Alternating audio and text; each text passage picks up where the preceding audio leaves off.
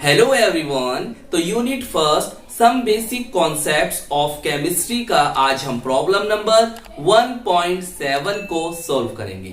तो आइए सबसे पहले हम क्वेश्चंस को पढ़ते हैं और देखते हैं कि हमसे इस क्वेश्चंस में क्या पूछा है। Calculate the molarity of NaOH sodium hydroxide in the solution prepared by dissolving its 4 gram in enough water to form 250 ml of the solution। तो देखिए हमें इस क्वेश्चंस में क्या करना है, हमें इस क्वेश्चंस में मोलैरिटी को कैलकुलेट करना है। अब मोलैरिटी क्या है आप इस तरह से याद रखिए कि देखिए सॉल्यूशन के 1 लीटर में मौजूद सोल्यूट के मोल्स की संख्या को, सोल्यूट के मोल्स की संख्या को, सोल्यूट के मोल्स के नंबर्स को हम उस सॉल्यूशन की मोलैरिटी बोलते हैं। देखिए क्या समझा कि आपके पास सॉल्यूशन है, 1 लीटर है, 1 लीटर सॉल्यूशन है और 1 लीटर सॉल्यूशन में सोल्यूट के मोल्स की नंबर को, सोल्यूट के मोल्स के नंबर को हम उस सॉल्यूशन की मोलैरिटी कहते हैं, जिसको हम कैपिटल M से डिनोट करते हैं। और आप ये भी याद रखिए मोलैरिटी का जो यूनिट होता है वो मोल पर लीटर होता है, मोल पर लीटर होता है। चलिए अब देखते हैं इस क्वेश्चंस का, इस न्यूमेरिकल्स का सॉल्यूशन।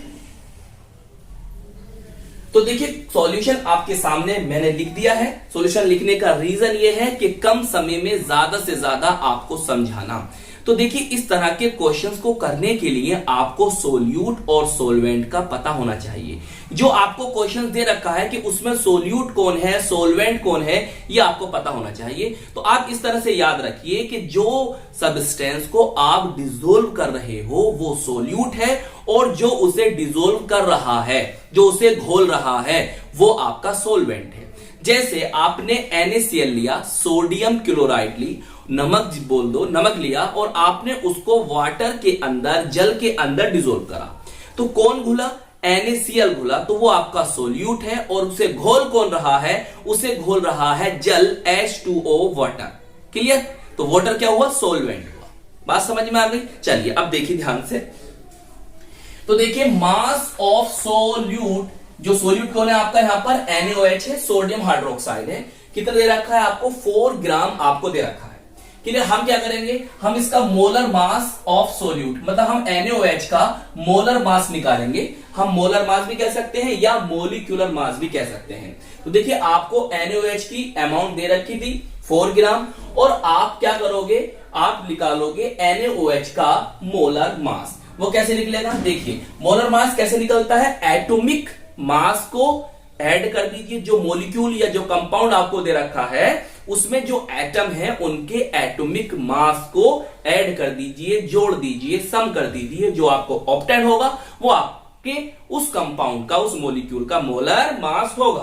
तो देखिए Na का एटॉमिक मास 23 होता है, ऑक्सीजन है 16 है और हाइड्रोजन है 1 है। तो कितना आ जाएगा हमारा? सबको ऐड करने के बाद 40 इसका मोलर मास होगा सोडियम हाइड्रोक्साइड का। वॉल्यूम आपको दे रखा है कितना दे रखा है आपको? 250 ml। तो हम क्या करेंगे, ml को लीटर में कन्वर्ट करेंगे। तो ml को लीटर में, छोटे यूनिट को बड़े यूनिट में ले जाने के लिए हम क्या करेंगे, डिवाइड करेंगे। तो ml को लीटर में ले जाने के लिए हम क्या करेंगे, 1000 से इसको डिवाइड कर देंगे। क्लियर? जब 1000 डिवाइड करोगे देखिए क्या होगा, 0 0 कैंसिल हो जाएगा और ये 4 टाइम इससे डिवाइड हो जाएगा, तो 1/4 आ जाएगा। क्लियर? 1/4 लीटर। तो इसे अभी 1/4 लीटर रहने दो, इसे आप जो है पॉइंट में मत लेके जाओ। क्लियर? क्योंकि हमें कैलकुलेशन करने में आसानी हो जाएगी। अब देखिए हम मोलैरिटी, जिसको हम कैपिटल M से डिनोट करते हैं, मोलैरिटी जिसे हम कैपिटल M से डिनोट करते हैं, उसका क्या फॉर्मूला होता है? देखिए उसका फॉर्मूला होता है number of moles of solute, number of moles of solute upon volume in litre.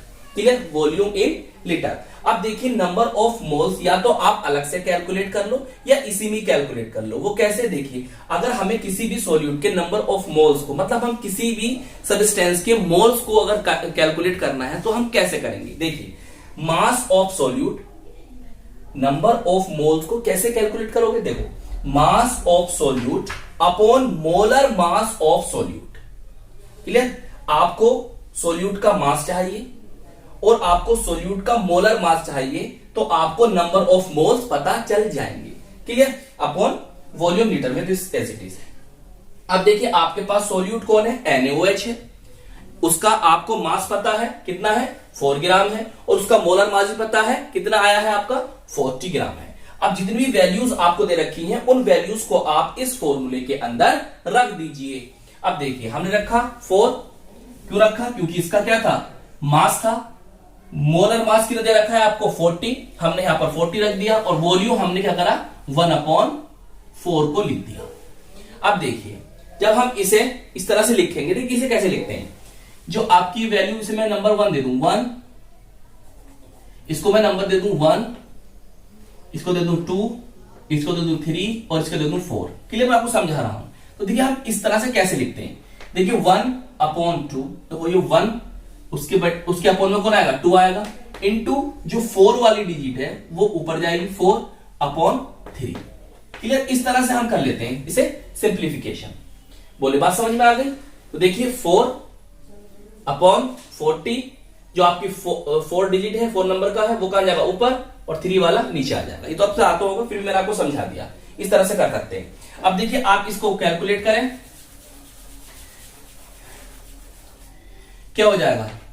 इससे 1, तो ये 10 बचा, तो आपको क्या आ गया? 4/10 आ गया। जब इसे आप करोगे कैलकुलेट, तो बताइए कितना आ जाएगा? 0.4 m। एम लिख दो या लिख दो मोल पर लीटर, कैपिटल एम लिख दो या फिर मोल पर लीटर। तो आपने क्या जाना कि जो हमारा सॉल्यूशन होगा, उसकी जो मोलैरिटी होगी वो कितनी होगी? 0.4 मोल पर लीटर।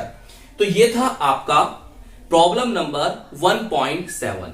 तो आई होप ये क्वेश्चंस आपको अच्छी तरह से समझ में आ गया होगा और आप ये भी समझ गए होंगे कि भाई मोलैरिटी क्या होती है और उसका यूनिट क्या होता है और उसका फॉर्मूला क्या होता है और हम किस तरह से मोलैरिटी को निकालेंगे।